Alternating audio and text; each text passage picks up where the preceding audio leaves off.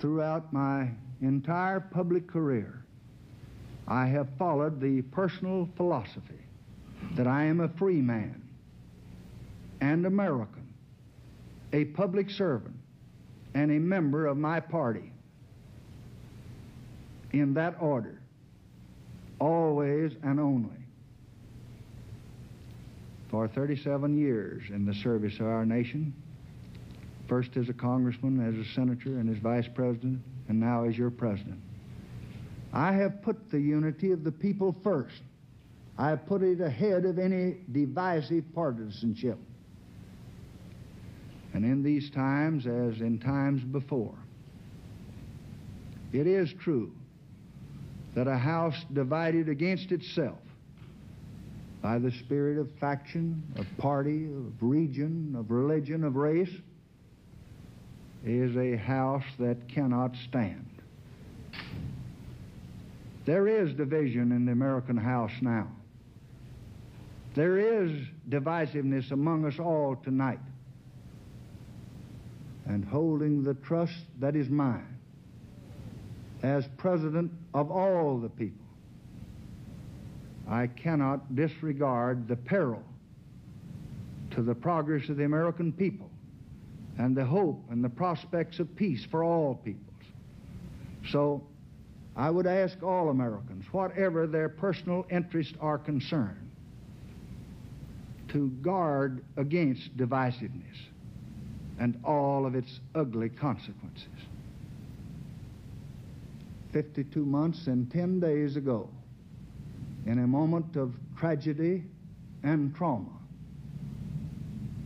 the duties of this office fell upon me. I asked then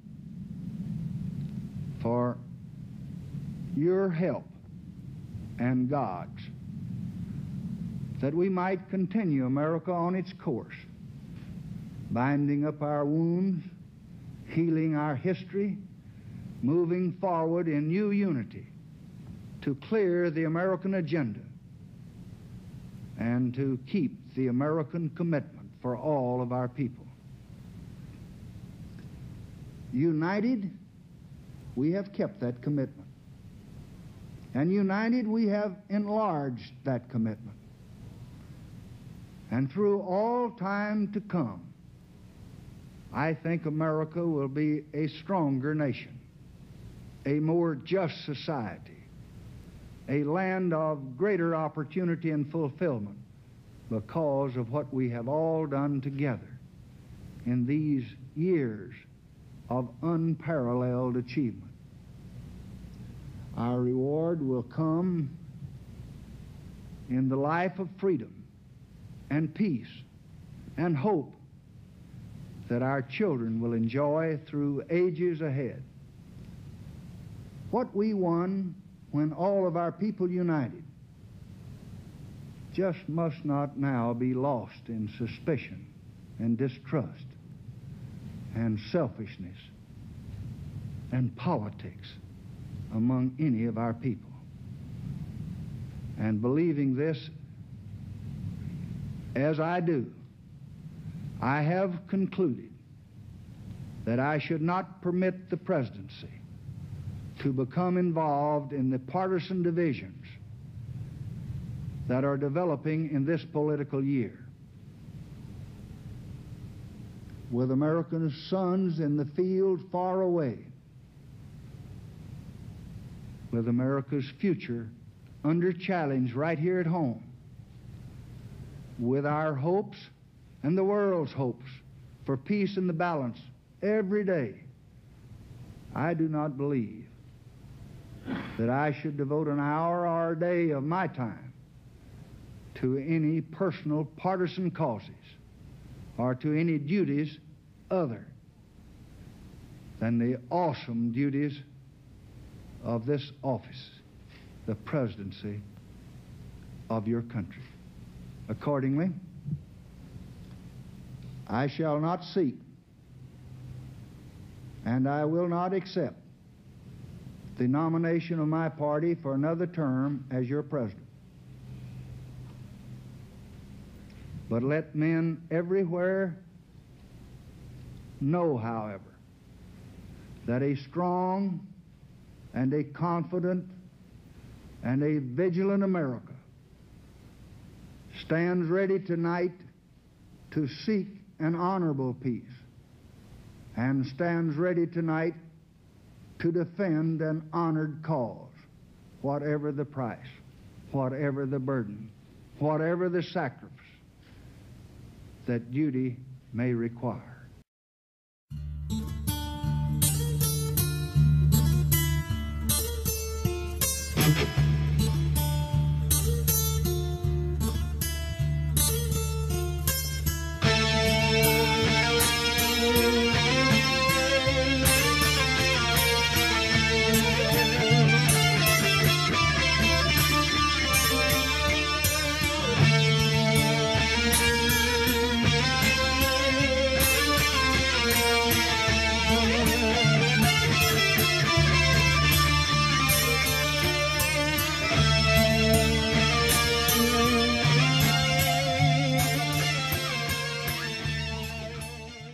Speaker Barnes, Governor Hughes, Governor Smith, Congressman Kazin, Representative Grimm, most distinguished legislators, ladies and gentlemen. I deeply appreciate this opportunity to appear before an organization whose members contribute every day such important work to the public affairs of our state and of our country.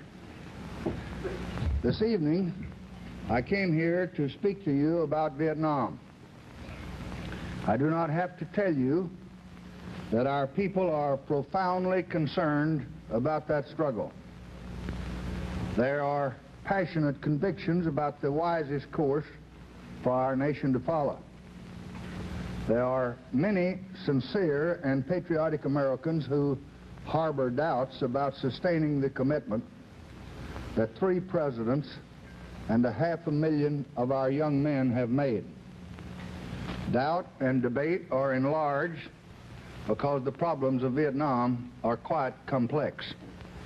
They are a mixture of political turmoil, of poverty, of religious and factional strife, of ancient servitude, and modern longing for freedom. Vietnam is all of these things. Vietnam is also the scene of a powerful aggression that is spurred by an appetite for conquest. It is the arena where communist expansionism is most aggressively at work in the world today, where it is crossing international frontiers in violation of international agreements, where it is killing and kidnapping, where it is ruthlessly attempting to bend free people to its will. And into this mixture of subversion and war, of terror and hope, America has entered with its material power and with its moral commitment. Why? Why should 3 presidents and the elected representatives of our people have chosen to defend this Asian nation more than 10,000 miles from American shores? We cherish freedom, yes. We cherish self-determination for all people, yes. We abhor the political murder of any state by another, and the bodily murder of any people by gangsters of whatever ideology. And for 27 years, since the days of Lend-Lease, we have sought to strengthen free people against domination by aggressive foreign powers. But the key to all that we have done is really our own security. At times of crisis, before asking Americans to fight and die to resist aggression in a foreign land, every American president has finally had to answer this question: Is the aggression a threat not only to the immediate victim, but to the United States of America and to the peace and security of the entire world, of which we in America are a very vital part? That is the question which Dwight Eisenhower and John Kennedy and Lyndon Johnson had to answer in facing the issue in Vietnam.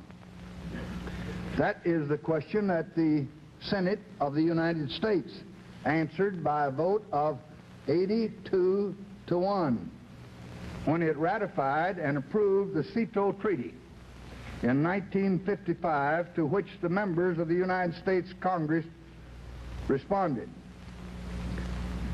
The United States, the Senate said, in a resolution that it passed in 1964 by a vote of 504 to 2, the United States is therefore prepared, as the President determines, to take all necessary steps, including the use of armed forces, to assist any member or protocol state of the Southeast Asia Collective Treaty requesting assistance in defense of freedom.